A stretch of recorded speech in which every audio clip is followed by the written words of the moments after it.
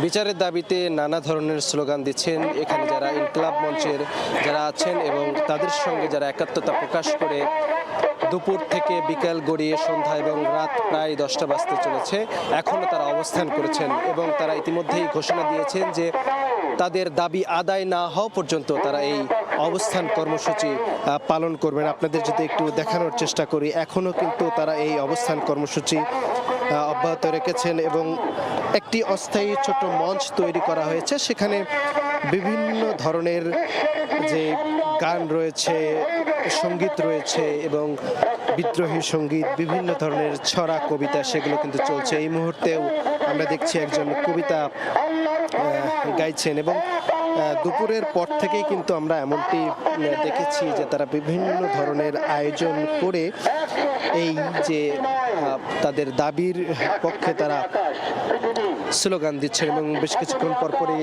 Slogan হচ্ছে এবং ঢাকায় কিন্তু বেশ খানিকটা শীত এবং বেশ শীত অনুভূত হচ্ছে, যার কারণে তাদের পক্ষে জানানো হয়েছে যেহেতু তারা সারা রাত অবস্থান করবেন, সেজন্য যেন যারা এখানে অবস্থান নিয়েছেন তাদের যেন কিছুটা কষ্ট কম হয়, তার জন্য ইতিমধ্যে আমরা দেখেছি যে কিছু ত্রিপাল আনা হয়েছে এবং পাশাপাশি শীত নেবার জন্য কম্বল তারা এনেছেন এবং তারা ইতিমধ্যেই ঘোষণাও দিয়েছেন যে তারা এই যে কম্বল এবং ত্রিপল এইগুলো যারা এখানে অবস্থান করছে তাদের জন্য ব্যবহার করবেন এবং তাদের দাবি আদায় না হওয়া পর্যন্ত তারা কিন্তু এই যে অবস্থান কর্মসূচি সেটি চালিয়ে রাখবেন। তারা বারবারই বক্তারা বিভিন্ন সময় তারা বারবারই একটি কথা বলছেন যে দিনে দুপুরে যেভাবে শরীফ ওসমান হাদিকে আততায়ীরা গুলি করে হত্যা করেছে এবং তারপরে প্রায় 14-15 দিন অতিবাহিত হয়ে গিয়েছে, এখন পর্যন্ত কিন্তু মূল যে হত্যাকারী এবং পরিকল্পনাকারী তাদের এখনো ঠিক শনাক্ত করা গিয়েছে কিন্তু তাদেরকে ধরা যায়নি, যার কারণে তারা কিন্তু বারবারই বলছে যে রাষ্ট্রের নিরাপত্তার কারণেই আসলে খুনিরা খুব সহজেই দেশ ছেড়ে পালিয়েছেন। রাষ্ট্র যদি আরও বেশি সক্রিয় থাকতো তাহলে হয়তো এই যে খুনিরা নির্বিঘ্নে পালিয়ে গিয়েছে সেটি হয়তো হতো না। এর জন্য বারবার তারা বলছেন যে রাষ্ট্রকে অবশ্যই এই দায়িত্ব নিতে হবে এবং যত দ্রুত সময়ের মধ্যে যারা শনাক্ত হয়েছেন তাদেরকে গ্রেপ্তার এবং তাদের দ্রুত সময়ের মধ্যে দৃশ্যমান বিচারের যে প্রক্রিয়া সেটি শুরু করতে হবে।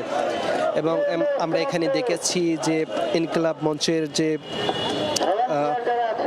সদস্য সচিব রয়েছেন তিনি মাঝে মাঝে বক্তব্য রাখছেন এবং বিভিন্ন ধরনের নির্দেশনা দিয়েছেন এবং আপনারা জানেন যে এই শাহবাগ একটি গুরুত্বপূর্ণ এলাকা এবং এই গুরুত্বপূর্ণ এলাকায় কিন্তু বন্ধ থাকার কারণে আশপাশের যে যান চলাচল সেটি কিন্তু একেবারেই বন্ধ রয়েছে এবং তারা দুপুর থেকে এখানে অবস্থান করছিলেন এবং তারা বলছেন যে তাদের দাবি আদায় না হওয়া পর্যন্ত তারা কিন্তু এই আন্দোলন চালিয়ে যাবেন, এমনটি আমাদেরকে জানিয়েছেন। আরেকবার একটু জানিয়ে রাখতে চাই যে শরীফ ওসমান হাদি হত্যার ঘটনার পরে কিন্তু ইনকিলাব মঞ্চের যে সদস্য সচিব রয়েছেন আব্দুল্লাহ আল জাবের তিনি বলেছিলেন 24 ঘন্টার একটি আলটিমেটাম দিয়েছিলেন। এর পরবর্তীতে ধাপে ধাপে তারা তাদের যে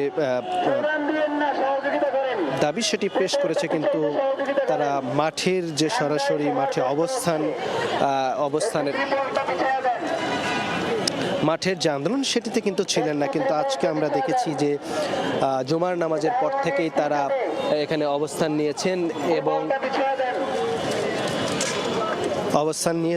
এই মুহূর্তে সবাই একটু দাঁড়িয়েছেন, যেটি বলছিলাম বেশ কিছুক্ষণ আগে যে তাদের জন্য ত্রিপল এবং যে কম্বল সেগুলো আনা হয়েছে, সেগুলোই মূলত তারা এখানে সবাইকে বসার যে ব্যবস্থা সেটি করছেন। যেটি বলছিলাম দর্শক যে তারা কিন্তু মাঠের যে আন্দোলন শরীফ ওসমান হাদির বিচারের দাবিতে সেটিতে কিন্তু আজকেই তারা মাঠে নেমেছেন। এর আগে তারা সংবাদ সম্মেলন করেছে, তারা আলটিমেটাম দিয়েছে এবং এর পরবর্তীতে কোনটাই যখন তাদের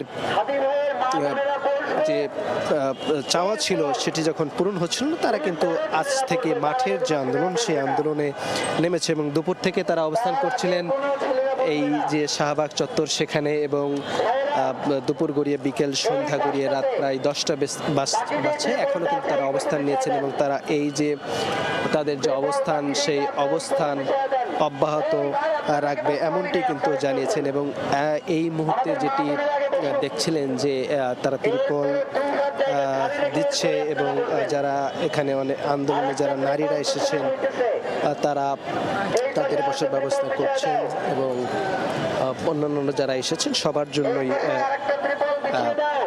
ব্যবস্থা করছেন।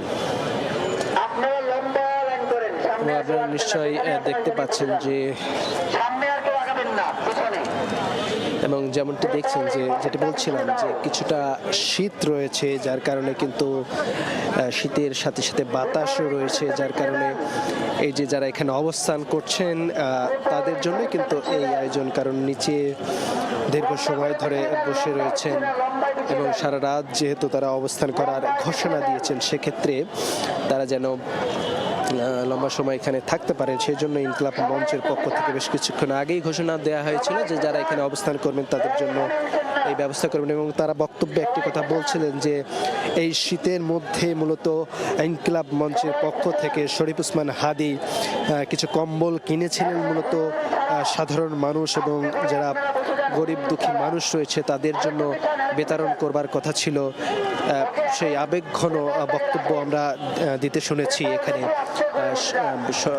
ইনকিলাব মঞ্চের যিনি সদস্য সচিব রয়েছেন তাকে। দর্শক, যেমনটি আপনারা দেখছিলেন যে এই মুহূর্তে শাহবাগে বেশ কিছুক্ষণ আগেও কিন্তু স্লোগানে মুখরিত ছিল, তাদের এই মুহূর্তে কিছুটা ব্যবস্থাপনা যে কাজ সেটি চালাচ্ছেন যেন এখানে বসতে পারেন। এবং ইনকিলাব মঞ্চের পক্ষ থেকে ঘোষণা দেয়া হয়েছে যে আগামীকাল তারা এই যে সমবেত মানুষ এটির সংখ্যা কয়েক গুণ বৃদ্ধি করবেন এবং সবার প্রতি তারা আহ্বান জানিয়েছেন যে যারা শরীফ ওসমান হাদীর বিচারের দাবিতে একাত্মতা প্রকাশ করবেন তারা যেন তাদের সাথে সংগতি জানান, এমন আহ্বানও আমরা শুনেছি। এবং ইনকিলাব মঞ্চের যারা নেতৃবৃন্দ রয়েছেন তারা এই অস্থায়ী যে একটি মঞ্চ করা হয়েছে সেখানে কিন্তু আমরা অবস্থান করতে দেখেছি।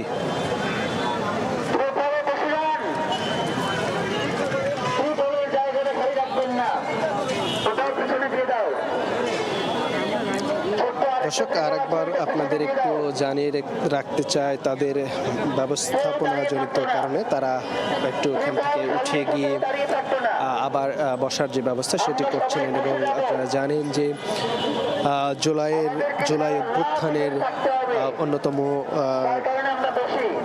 সংগঠক ছিলেন শরীফ ওসমান হাদী। তিনি ঢাকা ৮ আসনের সম্ভাব্য সংসদ সদস্য প্রার্থী ছিলেন এবং দিনের বেলায় আততায়ীরা তাকে গুলি করে হত্যা করেছেন।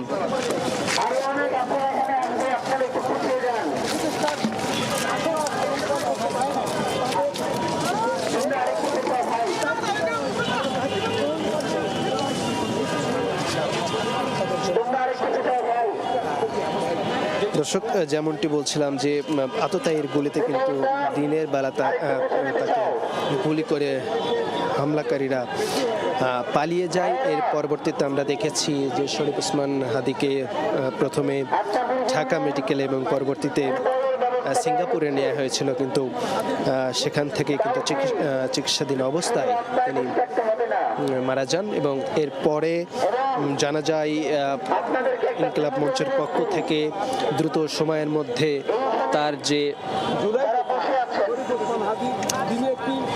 তারা 24 ঘন্টার যে আলটিমেটাম সেই আলটিমেটাম দেয়। এর পরবর্তীতে আমরা দেখেছি যে ইনকিলাব মঞ্চের পক্ষ থেকে কিছু সংবাদ সম্মেলনের আয়োজন করা হয়েছিল, সেখানকার ধারাবাহিকতা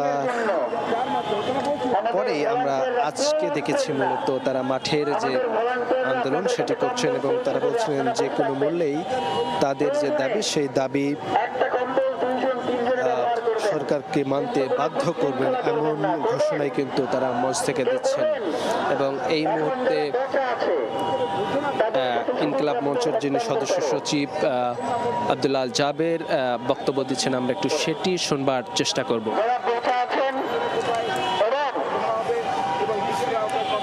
এই আমাদের বক্তব্য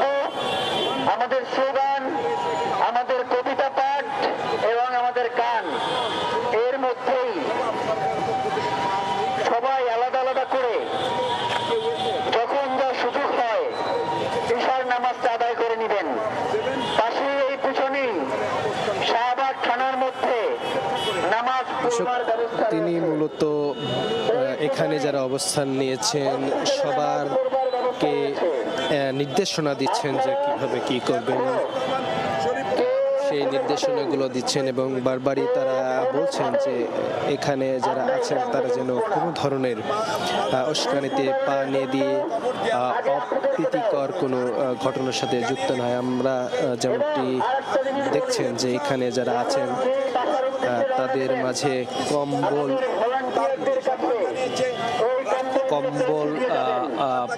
দিচ্ছেন যারা যাদের জন্য কেনা হয়েছে আমরা তাদের কাছে পৌঁছাইতে চাই। তো এইটা যদি আপনি নিজেকে অসহায় মনে করেন তাহলে আপনি নিয়ে যেতে পারেন, কোনো সমস্যা নাই। কিন্তু যদি অসহায় না হন তাহলে আমাদের ভলান্টিয়ারদের কাছে দিয়ে যাবেন, তারা অসহায় মানুষদের কাছে পৌঁছে দেবে ইনশাআল্লাহ। সবাই যে যাওয়ার মতো করে কম্বলগুলো সবার কাছে পৌঁছে দেওয়ার ব্যবস্থা করো। কম্বলগুলো সকলের কাছে পৌঁছে দেওয়ার ব্যবস্থা করো। আমাদের এখানে সাউন্ড সিস্টেম অলরেডি চলে আসছে। আমরা সারাক্ষণ শুধু স্লোগান দিব ব্যাপারটা এমন না। ওসমান হাদি কি বলে গেছেন তার বক্তব্যগুলো আমরা এখানে সবাই বসে একসাথে শুনবো। এই জন্য অলরেডি আমরা সাউন্ড সিস্টেম নিয়ে আসছি।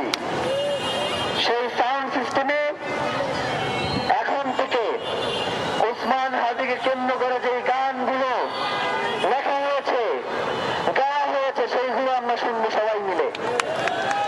আর কম্বলগুলো আমাদের ভাইদের কাছে পৌঁছে দেন। ভাইয়েরা, আপনারা সবাই ওসমান হাদি ভাইয়ের জন্য দোয়া করবেন। ওসমান হাদি ভাই আপনারা দেখেছেন কিনা জানি না, রেল স্টেশনের একটা ছেলে বলতেছিল, আরে ওসমান হাদি ভাই যদি সঙ্গে না যাইতেন, আমরা তার যে কথা শুনেছি তিনি অবশ্যই আমাদের কাছে আসতেন, এটা আমরা বিশ্বাস করি। তো তার কারণে রেল স্টেশনের সেই ছিন্নমূল অসহায় দরিদ্র ব্যক্তিদের কাছে আমরা পরবর্তী সময়ে এই কম্বলগুলো পৌঁছে দিব। পেছনে যারা দাঁড়িয়ে আছেন, দর্শক, যেমনটি বলছিলাম যে ইনকিলাব মঞ্চের যিনি সদস্য সচিব তিনি কিন্তু বক্তব্য দিচ্ছেন এবং আপনাদেরকে যেমনটি বলছিলাম যে এখনো কিন্তু শাহবাগে অবরোধ যে কর্মসূচি, সেই কর্মসূচি অব্যাহত রেখেছে ইনকিলাব মঞ্চ এবং তারা বারবারই একটি কথা বলছেন যে তাদের যে দাবি, এই দাবি যতক্ষণ পর্যন্ত আদায় না হবে ততক্ষণ পর্যন্ত তারা এখানে অবস্থান করবেন।